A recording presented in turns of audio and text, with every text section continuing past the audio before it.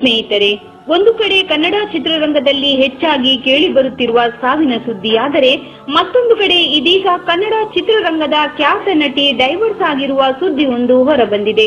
ಹಾಗಾದ್ರೆ ಈ ನಟಿ ಯಾರು? ಇವರು ಡೈವರ್ಸ್ ಆಗಲು ಕಾರಣವೇನು? ಈ ಎಲ್ಲಾ ಮಾಹಿತಿಯನ್ನು ಈ ವಿಡಿಯೋದಲ್ಲಿ ನೋಡೋಣ ಬನ್ನಿ. ಅದಕ್ಕೂ ಮುನ್ನ ಸ್ನೇಹಿತರೆ, ನೀವು ಕೂಡ ಡೈವರ್ಸ್ ಸಂಸ್ಕೃತಿ ನಮ್ಮದಲ್ಲ, ಈ ನಟಿ ಮಾಡುತ್ತಿರುವುದು ತಪ್ಪು ಎನ್ನುವುದಾದರೆ ಈ ವಿಡಿಯೋಗೆ ಒಂದು ಲೈಕ್ ನೀಡಿ.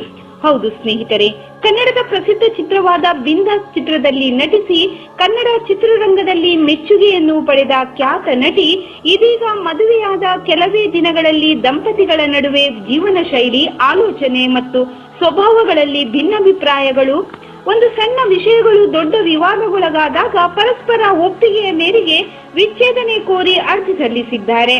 ಈ ನಟಿ ಯಾರು ಎಂದರೆ ಹನ್ಸಿಕಾ ರವರು. ಇವರು ತಮ್ಮ 34ನೇ ವಯಸ್ಸಿನಲ್ಲಿ ಡೈವರ್ಸ್ ಆಗುತ್ತಿದ್ದಾರೆ. ಈ ಬಗ್ಗೆ ನಿಮ್ಮ ಅನಿಸಿಕೆಯನ್ನು ತಿಳಿಸಿ.